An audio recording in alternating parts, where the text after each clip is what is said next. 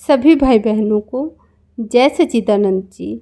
आम्रपाली को बौद्ध काल के इतिहास की सबसे खूबसूरत महिला होने का सौभाग्य प्राप्त है।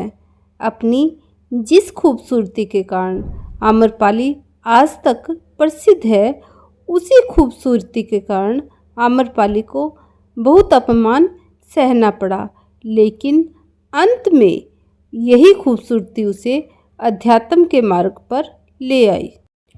आम्रपाली के जैविक माता पिता का तो पता नहीं, लेकिन जिन लोगों ने उसका पालन किया उन्हें वह एक आम के पेड़ के नीचे मिली थी, जिसकी वजह से उसका नाम आम्रपाली रखा गया।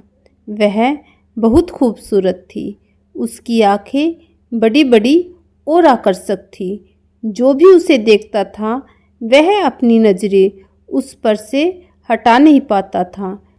लेकिन उसकी यही खूबसूरती, उसका यही आकर्षण उसके लिए श्राप बन गया।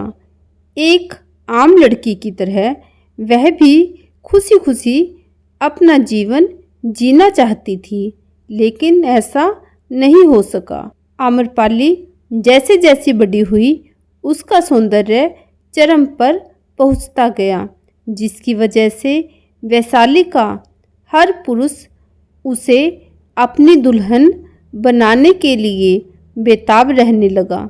लोगों में आम्रपाली की दीवानगी इस हद तक थी कि वो उसको पाने के लिए किसी भी हद तक जा सकते थे। यही सबसे बड़ी समस्या थी।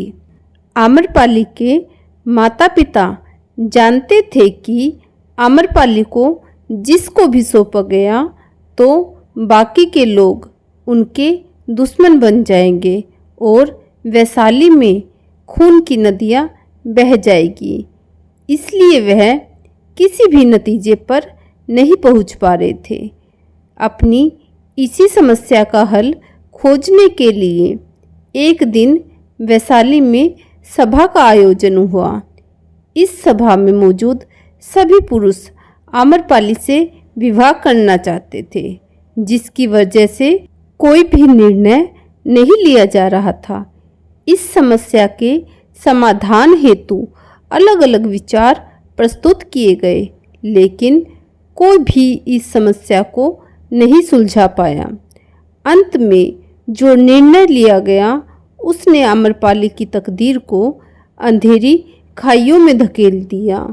सभी ने निर्णय लिया कि आम्रपाली को नगर वधू यानी वेश्या घोषित कर दिया जाए। ऐसा इसलिए किया गया क्योंकि सभी लोग वैशाली में शांति बनाए रखना चाहते थे, लेकिन आम्रपाली की कहानी यही समाप्त नहीं होती है। आम्रपाली नगर वधू बनकर सालों तक वैशाली के लोगों का मनोरंजन करती है, लेकिन जब एक दिन वो भगवान बुद्ध के संपर्क में आती है तो सब कुछ छोड़कर एक बौद्ध भिक्षुणी बन जाती है। आइए आम्रपाली के भिक्षुणी बनने की कहानी भी जान लेते हैं। एक बार बुद्ध अपने सैकड़ों शिष्यों के साथ वैशाली पधारे। सभी शिष्य प्रतिदिन भिक्षार्जन के लिए वैशाली की गलियों में घूमते। वैशाली में ही आम्रपाली का भी महल था। वह वैशाली के राजा राजकुमारों, धनी और शक्तिशाली लोगों का मनोरंजन करती थी। एक दिन उसके द्वार पर एक युवा भिक्षुक आया। आम्रपाली उस पर मोहित हो उठी।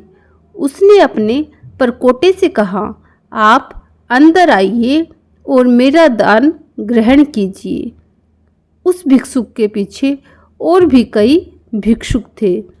उन्हें युवा भिक्षुक से ईर्ष्या हुई।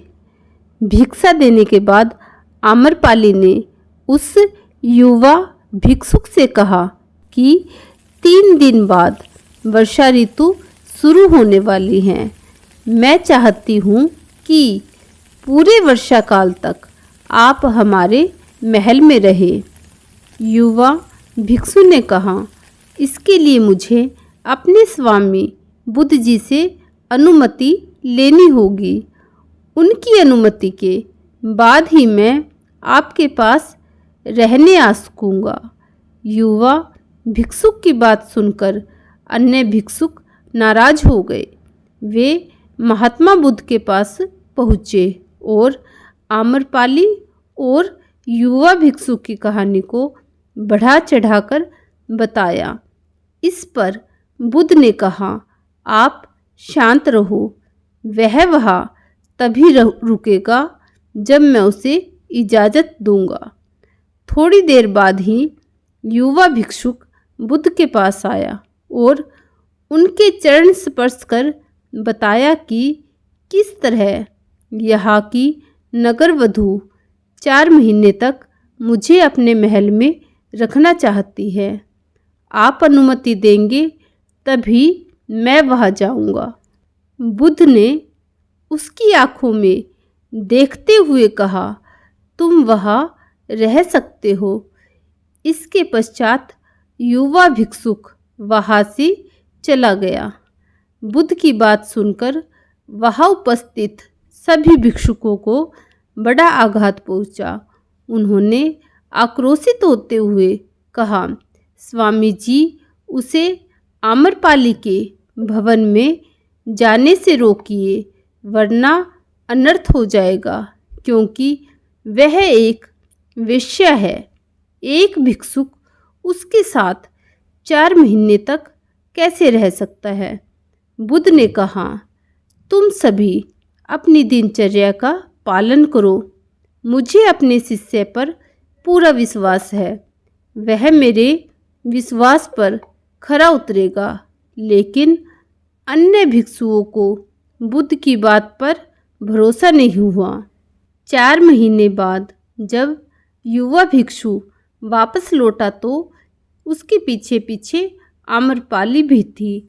आम्रपाली ने बुद्ध से भिक्षुणी संघ में प्रवेश देने की इजाज़त मांगते हुए कहा, मैंने आपके भिक्षु को पाने के लिए हर संभव कोशिश की, मगर मैं हार गई।